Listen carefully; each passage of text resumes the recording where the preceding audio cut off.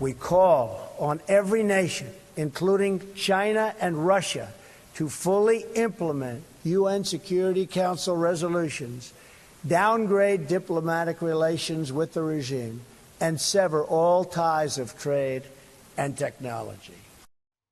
Just last month, President Trump made an unprecedented 12-day trip to Asia, pushing for a united front against the threat of a nuclear North Korea.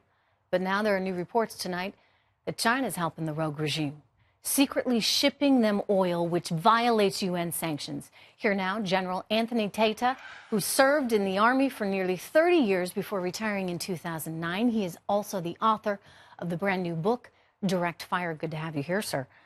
So China signed on to these sanctions, but China's not abiding by them?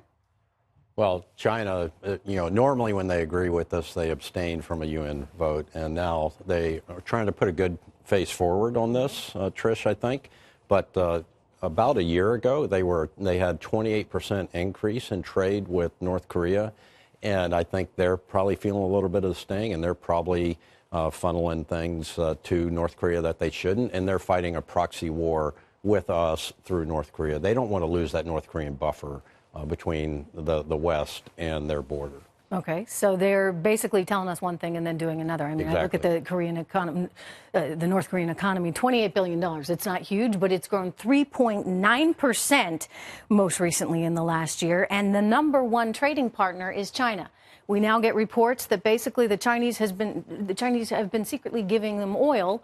So doing this trade transaction, if they're growing nearly 4% and their only partner to trade with is China, it means that China is not doing what it promised to do. So how do we go back at China and make them understand? Well, I think we need to tighten the screws on China now, obviously, diplomatically. You think about fighting a war, and that's what we're doing with North Korea right now. It's just not a hot war.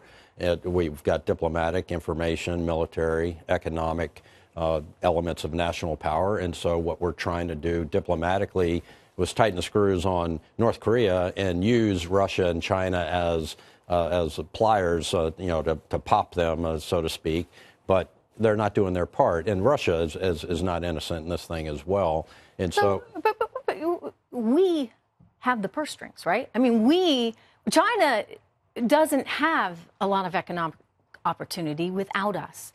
We are crucial to China's success. So why don't we go back and say, okay, China, you want to keep trading with North Korea? Well, guess what? You're not going to be able to trade with the people you actually do need to trade with. Well, I think that's the next step here. When we get verifiable evidence that China is actually not participating in the sanctions, and I think that what we do is we go to China, or we're also trying to deal with North Korea, and we go to China with Secretary Tillerson and Department of Treasury, and we go back and say, okay, here's the deal. We're going to crank down on these things that you like about being a trading partner with us, and you're not going to like the way we're moving forward. General, we sanctioned one Chinese bank, Treasury did, and I think there's a whole host of others that we could sanction as well, because that's the other part of this.